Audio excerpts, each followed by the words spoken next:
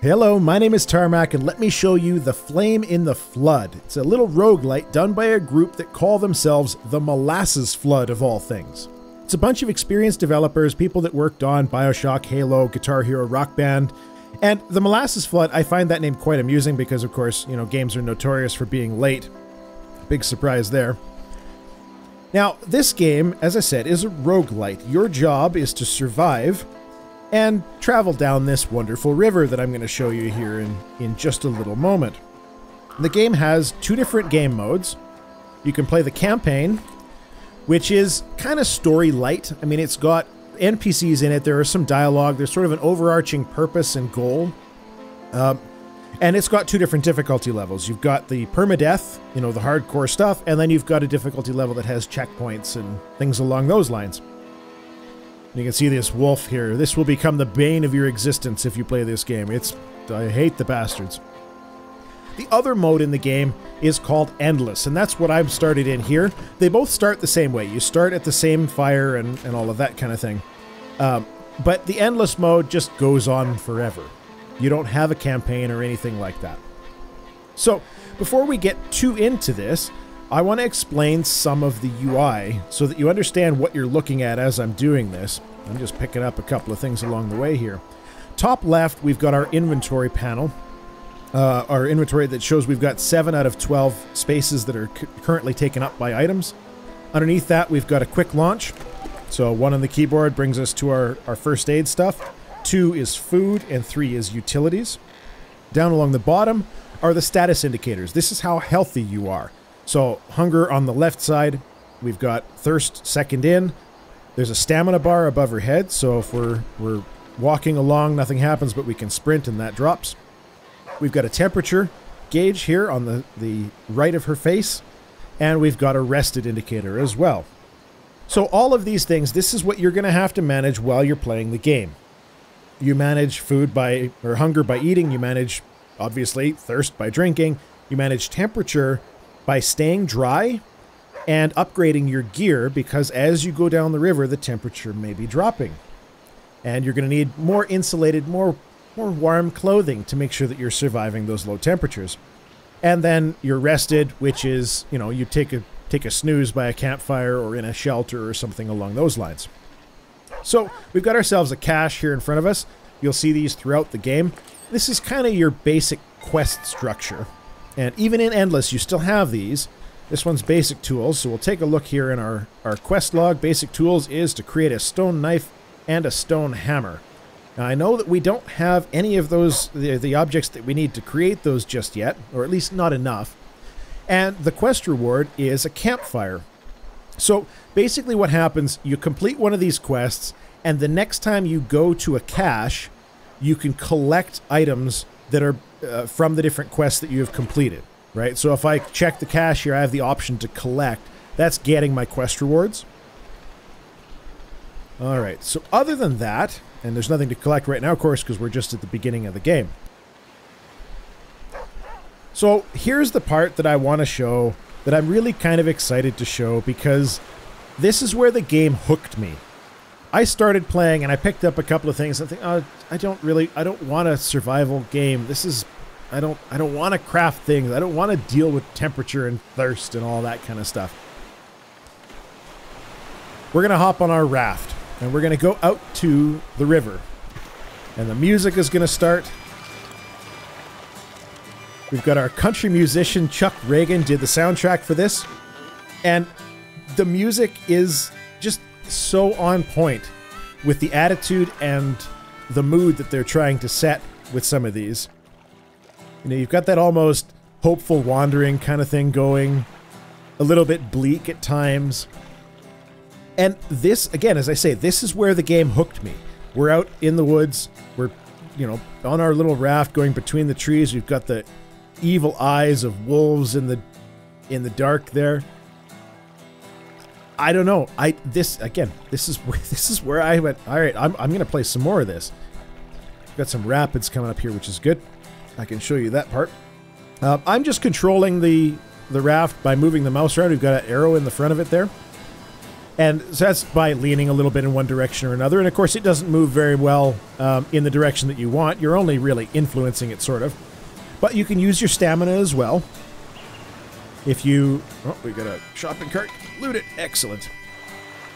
You can sort of fast paddle by hitting the space bar in the direction that you're going. And that'll help you get the heck out of the way of certain obstacles along the way, so you're not damaging yourself. So the stamina bar, again, is still above her head. But we've also got a damage bar, or a sort of a status bar of the raft itself, the yellow one down on the bottom, that'll change, you know, as you run into things along the way. Alright, so we're going to go over here, try and get to this, whatever this dock is. So this is the basis of the game. This is the whole structure, is you're moving from dock to dock.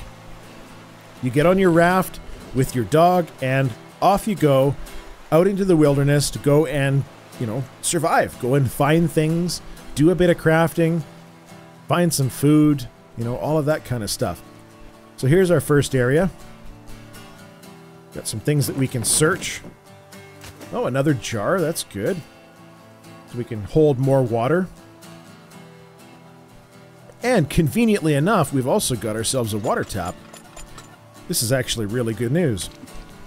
Alright, so we filled up one of our jars. Now, one of the things that I found about the water stuff, you don't get infinite water from these. You can fill it up once. Which, of course, is a little bit ridiculous, but that's okay. Alright, we got some flint and some nuts and bolts. Let's see if there's anything in the house to loot here.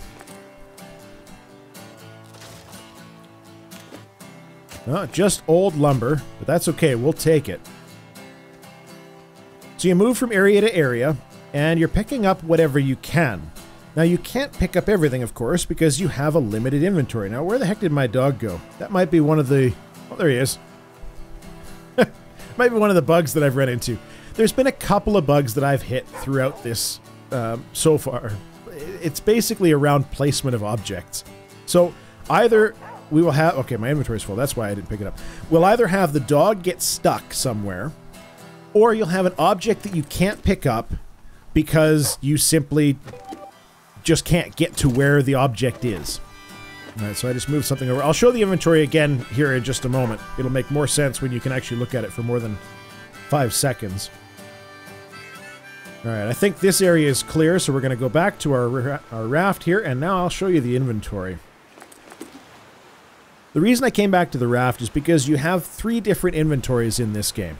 You have your backpack, which can be expanded later on. You start off with just the 12 spots here, but you can add to it later on with pouches. You've got Aesop's bag, which is the dog, and of course you can just move stuff over to the dog's bag. And you've got a stash on your raft, which can also be expanded.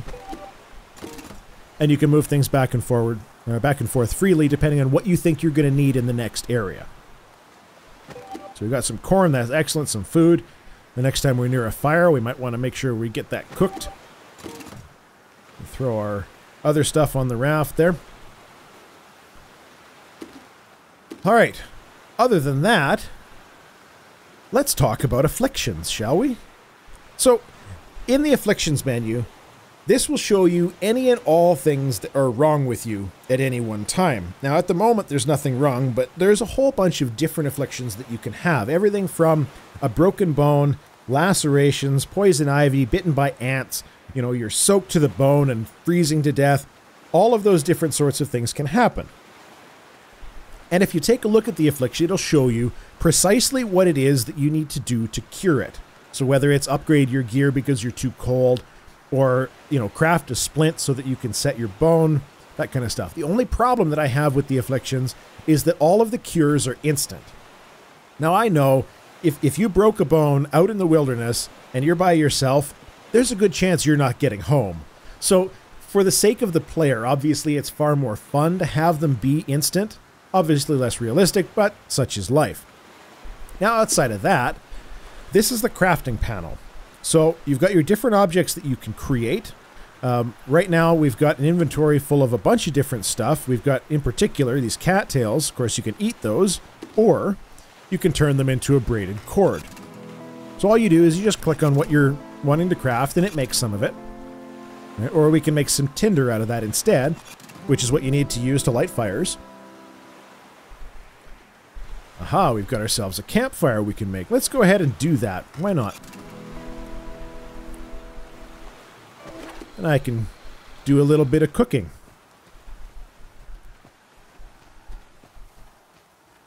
Let's go over here by the bus. That seems like a pretty good fire location. So you right-click on the fire, deploy, and just stick that fire down somewhere.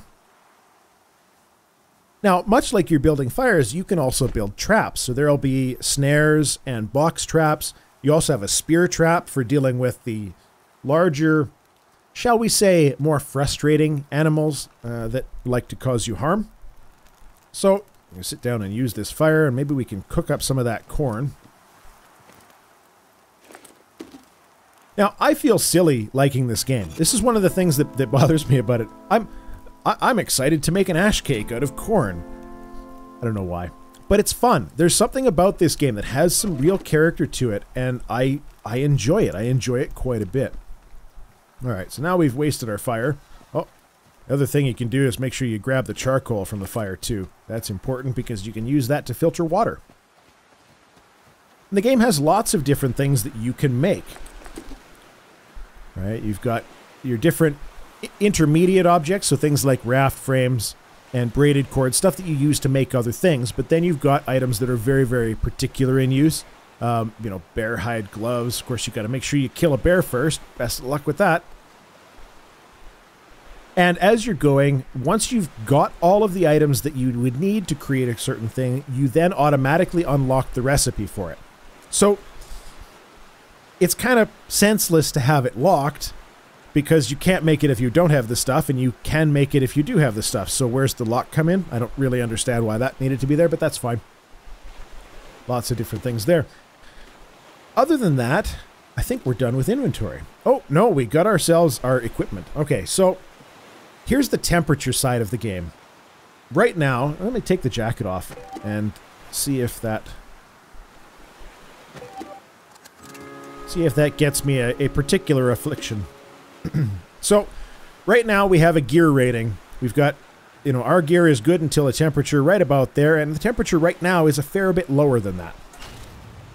Aha! Excellent. So, we have an affliction that is ill-equipped. Right now it's cold out, you're not dressed warmly enough, and you address that by crafting and equipping warmer clothes. It's as simple as that. So you'll have a lot of different afflictions that you can get. You know, you get bit by a snake, all kinds of different stuff, and you have to deal with it as you're going. Now, it's even a little bit chilly for me as it is right now, but that's okay. We're also starting to get hungry and thirsty. So let's move on and find ourselves another area. The whole game is procedurally generated. That includes the areas that you go to, and it includes the river itself as well. So we're going to go over to this, looks like a church over here. So you're always going to have a different experience every single time you play, which is all kinds of excellent. And there's a bunch of different kinds of land locations that you can discover. So again, there's, you know, this church sort of thing. There's farmyards, you know, just general wilderness areas. Lots of different things like that. Some saplings. Excellent. We're going to need some of those. Oh my god, it's a wolf. Oh no. Flee. Run away. Run away. Oh, okay. So, on the raft dock, you're safe. But I don't have the stuff to deal with a wolf yet. I don't even have my knife.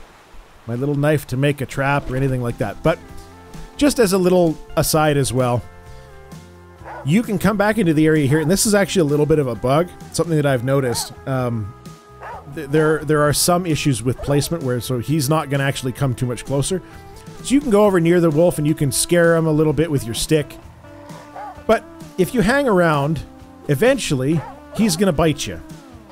You'll have yourself a laceration, which can only be fixed by using a bandage. And I don't want to do that because I don't have any bandages. So we're just going to skip this area and go ahead and move on to the next. Oh my goodness. All right. Now, as far as the boat goes, you could upgrade the boat as well. So you can put like a rudder on it, which helps with the turning, obviously. You can put a boat motor on it that you have to fill up with gas. You know, again, another resource you have to manage. You can have sort of a shelter, like a tent on it. You can expand the storage of it, as I'd sort of mentioned earlier about storage and inventory. And a water filter. There's all kinds of different things along the way that you get, and you have to be able to craft some stuff here and there. And so far, the game has a lot of character, and I'm probably, I don't know, I got to be good 8 hours into this game by now. In just playing different, you know, playing the level and then getting killed by a wolf, and then playing the level and getting killed by a wolf. Alright, so this will give us another quest. Take a quick look at that quest. What is it? The Meat Chef. Cook 10 meat. Raw meat's going to get you sick. Put on your chef's hat and get grilling. And the reward is a dandelion tea. How exciting. The unfortunate part about this particular run is that I'm really not getting an awful lot of things that are useful for the crafting side. Alright, so our inventory is full, so we're going to go ahead and move some things over to Aesop. He can hold on to a few of these things for us for the moment. And luckily, if you hand him food, he doesn't eat it. The dog doesn't appear to need to eat, which is, I guess, excellent. Now, when you're running around and you've got shelter, there's like this bus or buildings, thing along those lines, you can use it to get out of the rain, basically. That's the main issue for shelter. It does also let you sleep when there are wolves nearby, which is good as well. Of course, usually the wolves are still there when you get out of the shelter, but at least you can get some shut-eye. Okay, so we got ourselves a flint. We're still, you know, not having an awful lot of stuff that we can craft here, which is too bad. It's that knife is what we really need, more than anything else. But that's okay. This is the game. This is what the game is all about, is you're moving from one location to the next. Right now, I'm really hungry. I'm really thirsty. I need to sleep. It's cold out. I don't have good enough gear. And I still don't have anything to make a, you know, a trap to catch any rabbits for food or anything along those lines. Now, I can drink some water. Oh, the ill-equipped is cured, so okay, that means that the temperature went up. So good, we're back into that territory. And you can see just how quickly some things can turn around. So let's, just for giggles, let's show that. So we were really tired, we were ill-equipped, thirsty, hungry, all of those things. So now I'm going over here to this bus. And we can consume some water, which is good. We've got ourselves some ash cakes. We'll consume the whole stack of ash cakes. And you pop into the bus for a 4-hour snooze. Ah, interesting. And I ran into a bug. How's that for fun? So, whenever the dog is supposed to be nearby... Ah, there he is. Good. He'll get stuck somewhere, and you have to wait for him to go in and deal with, you know, any kind of shelter. He has to go in with you. Alright, so here's one of the storms. You can see the attitude of the area just totally shifted. It was a nice, bright day, and now it's this awful, awful rain, gross, terrible, dark. And we're soaked, which is also going to reduce our body temperature. Not great. So, you might pop in and sleep for another 4 hours and hopefully wait the storm out.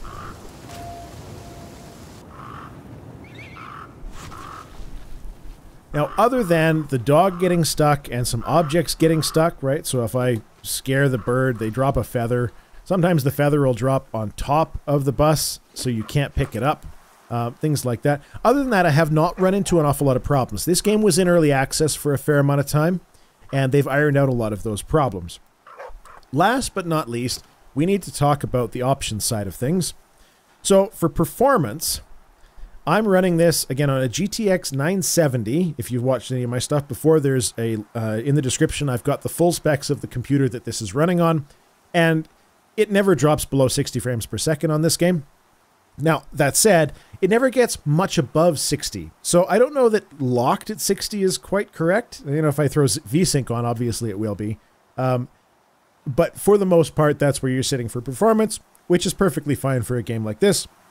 We've got ourselves a number of different resolution options, windowed full screen as well as full and just straight windowed, anti-aliasing, and we've got different levels obviously as well with each of these different options. So post-processing, textures, shadows, and the custom cursor is either this cursor or the basic Windows white one, and your volume knobs. The only problem that I have with the options side is you can rebind nothing. So you're stuck with it. Now, for me, that doesn't bother me because I play with a WASD death grip anyways. It doesn't really matter to me. You know, I have to pop over to hit I for inventory and whatnot. That's fine. Relatively minor. It does have gamepad support. I have not tried it with gamepad support.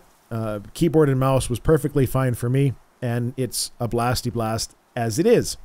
So that's all I've got for you. The game runs great. It's a ton of fun. It looks really stylized and cool, and it will eat up your free time like nobody's business. This is a game called The Flame in the Flood, released on Steam February 24th, 2016 for $20 USD by a group called The Molasses Flood of all things. My name is Tarmack. This might be worth a look for you. That's all I've got. Cheers. Bye-bye.